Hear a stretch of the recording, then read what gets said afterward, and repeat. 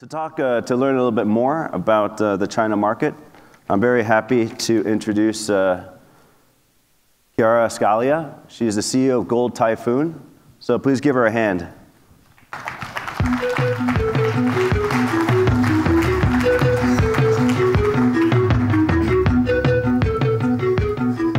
Hi, William. Hi, great. Uh-oh, I think I need to adjust. So, Chiara, why don't you introduce yourself and Gold Typhoon? Okay, so I'm Chiara, and I'm Italian. And Gold Typhoon was founded out of Hong Kong about in the early 2000s. And then it got acquired by our holding, Pacific Global Management, PGM, in about 2010. And then I took over as CEO in December 2011. And I've been there since, which is only a year and a half, but it's been a wonderful time so far. Okay, so I just got done telling everybody why the China music market is so horrible. There is a note of optimism there, but you've got the former head of EMI running a nightclub in Shanghai, very successfully. But some of the heads of the Chinese music companies started to open up restaurants because people come, they eat, they enjoy, and then they actually pay. Yeah. So what drove you into the music industry, especially in China? Well, PGM also owns Elite, which is the world's largest modeling agency. And firstly, PGM, we really believe in China as a market, and we really believe in the growth and the potential that this region of the world has. Secondly, we also believe in the synergies that fashion and music have. So Gold Typhoon for us was a really good way to have a foot in China, and then secondly, to begin maximizing these synergies. So that was why we got into the business. And so far, Gold Typhoon is making money, so we're not complaining. Okay, great. So I come from more from the internet space, and not one successful leading internet company from around the world who's gone into China has succeeded.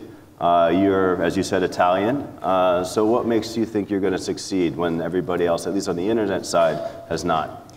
Well, I think, I don't have the perfect formula for sure, but I think that it's very, very important for a foreign company to retain a certain level of localization. And the advantage of Gold Typhoon is that we keep it as a Chinese company. We have, our headquarters are in Beijing. We manage Gold Typhoon from China. We don't manage it from outside of China. We have other offices in Taiwan and Hong Kong, but for us, the key market and the key place to be is China. So I think that's the first thing. And then I really do believe that for a foreign company, you have to be in touch with your consumers, and you have to be in touch with the market. And I think that the other advantage that Gold Typhoon has over most other companies is that we are Chinese, but then again, we have a strong presence in the UK, and then we'll soon be expanding in America as well.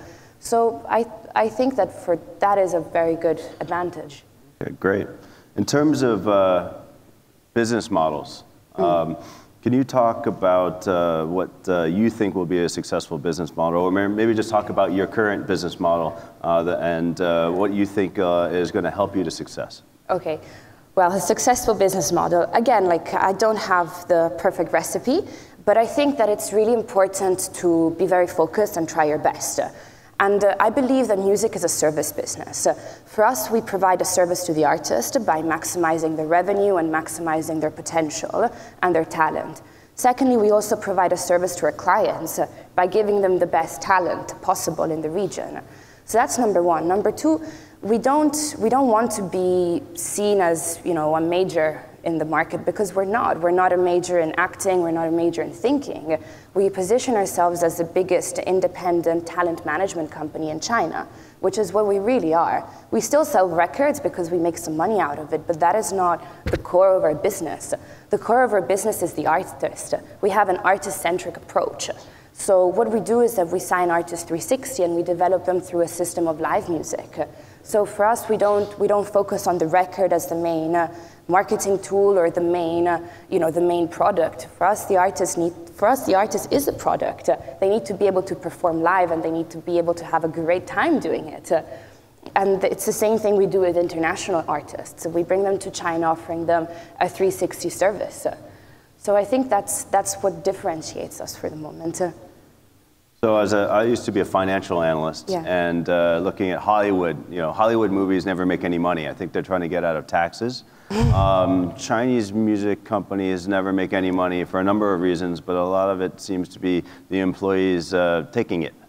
So coming into this market, what's your plan or what's your strategy to make sure that the artists get paid? Because there's no such thing as there's a lot of starving artists, but they shouldn't be. Well, again, when we sign artists, especially when they're young artists, they're not famous, we take care of them. So we do give them an allowance and make sure that they're not starving. That's, for us, it's very important.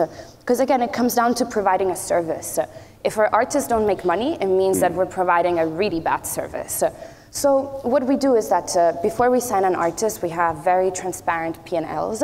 And we don't sign artists based on some sort of emotional attachment or because we're friends. We sign them based on the numbers we see. So I think that's the first way, Don't sign artists because you like them. Sign them because you believe that you as a company can help maximize their talent and their revenue.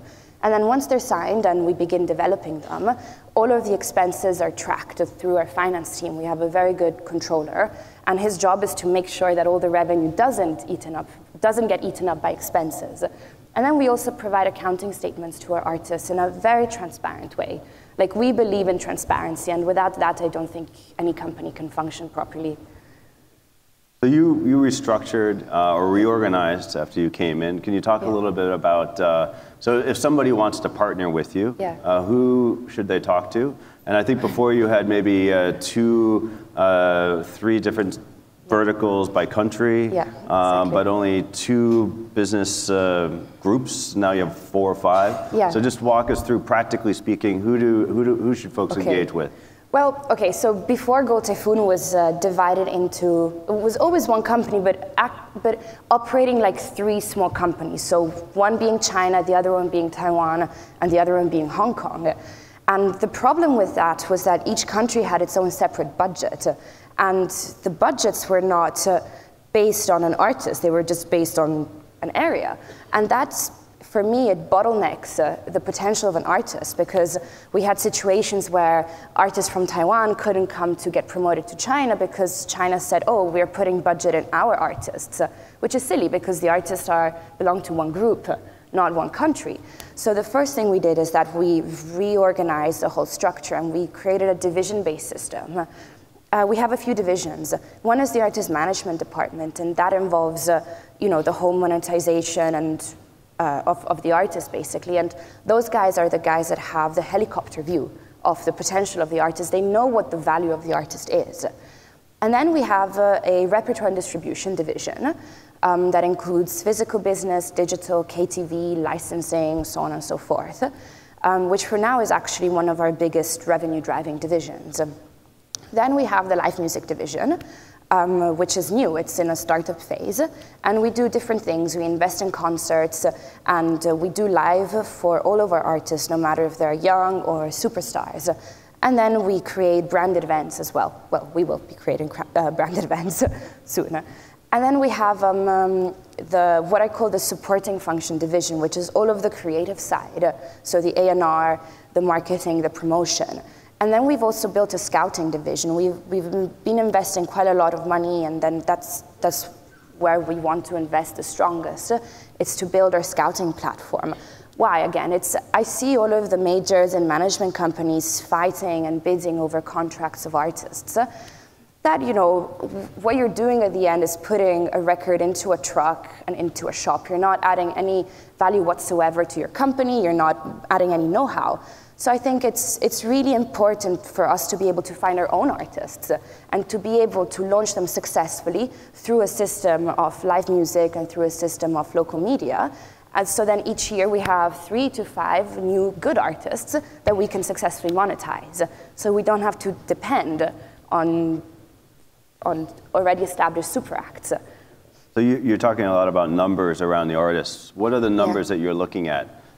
In terms of revenue? Or? No, in terms of, you said an artist has to get to a certain level, yeah. and then you'll promote them, or you sign them, or you bring them on. So what types of measures are you using, or what are the key performance indicators for an artist? When we sign an artist, when they're a young artist especially, you know, like we are not scared of investing in them, but again, we do things sensibly. So for us, for us the most important thing is to make sure that before you launch the product in the market, you actually have a product.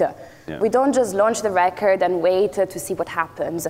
For us, it's really important to make sure that the artist is A, ready, and B, already has a following. So what we do is that once we sign them, we offer them a very good A&R support. We offer them a strong digital marketing support. So we have a team that pushes their Weibo, that pushes all of their social media, and helps them to market them in their, you know, just in the internet space, which is not very expensive, it's very effective, and it really reaches out to our target audience, which is young kids. And then once the artist has about 800,000 to 1 million followers, then we have serious numbers and we can begin thinking about promoting bigger shows and doing music videos and sending them abroad for mastering, recording, and so on and so forth. Yeah. So that's how we try and do it. So your new model, you said it's a bit of a 360. Yeah. I'm not sure Gold Typhoon used to be a 360. So when you went in, was there a lot of pushback from the existing teams and the staff? Yeah, there was a lot of pushback. Like Gold Typhoon at the start had a few 360 acts, but the old model was just giving massive advances to artists and then, you know, kind of sugarcoating the whole company. So there was a lot of pushback because I think it's natural when you want to change something that is so rooted to tradition and to old ways of thinking, people don't like it. So you want to go right, they want to go left. It's natural, but then I think that, you know, change is good, change is needed. So people who wanted to change with us are still in the company and are great and received really good, you know, like feedback, and the company is so happy to have them. People who didn't follow, then, you know, they left. It's natural. I think it's a very natural consequence of change. Yeah. So your group also has elite models. Yeah. And what do you think that the modeling industry, which is quite profitable, has to teach the music industry? Well, frankly, what we are personally learning from Elite is a scouting system. They are amazing at that, and they are the group that discovered Cindy Crawford, Claudia Schiffer, and these fantastic top models. So it's a scouting they do each year, and each year guarantees them 15 new models that are easily monetized within 3 or 4 months. Of course, finding artists is totally different, and we do the scouting in different ways, you know, very grassroots, in bars and pubs and live houses, or going through TV shows. So it's a totally different model, but that made me realize that if you don't find your own artists, you're screwed, basically. Yeah. Excuse the French. So I think that's the main thing. It was just the realization that to sell music, you have to first make music. So you just mentioned TV and video, and I think video or TV has been a big part of the modeling side. How are you going to bring that to Gold Typhoon? Okay, so again, like because Gold Typhoon and Elite are sister companies, our strategies, they kind of go together. And we've found quite a lot of synergies so far, aside from the scouting. For the past couple of years, Elite did 2 very big shows called Elite Model Look Final. And they are basically the final show of the casting that brings 80 girls from all over the world, from 80 different countries. We've done it in Shanghai for the past couple of years. And we did these amazing formats involving Done and Dusted from the States. The first year we had Kylie Minogue coming. She performed with one of our artists called Lee Yundi, who's a pianist. They did a wonderful duet. And last year we had Jessie J, and we also put in some of our younger artists. But the great thing about the format is that it's a Western format, but it's adapted to a Chinese and catered to a Chinese but international audience. We had media partners.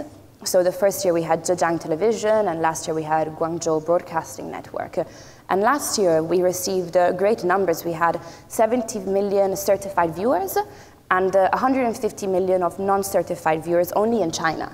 So for us, that's a fantastic launch platform for new artists. And even it's a good way to promote international artists in China. So that also made us realize that there is a demand and there is a thirst from the local media to have some interesting and fun content and formats. So learning from Elite and their format, we are in the process of developing our own music formats. So hopefully those will be ready sooner. So last question, what's been kind of the biggest challenge or the most interesting thing that's happened over the last couple of years? Oh, okay, that's a tough question. The biggest challenge, well, the biggest challenge I think is, okay, what's the biggest challenge? Does anybody else have any questions? there's a few of them. Okay. Like, you know, the challenge, of course, is being a foreigner in China. That's one challenge. The second challenge is, you know, is wanting to change an industry which is it's pretty stagnated. You know, a lot of the majors, they act like majors. They're kind of going on and on. But I think that people have prejudice over change. And I think that's the main challenge. You know, it's getting people to accept it and making also artists understand that to break a market, you have to work it. I think that's challenge number one. Yeah. Great. Well, thank you very much. Pleasure. Thank you, William.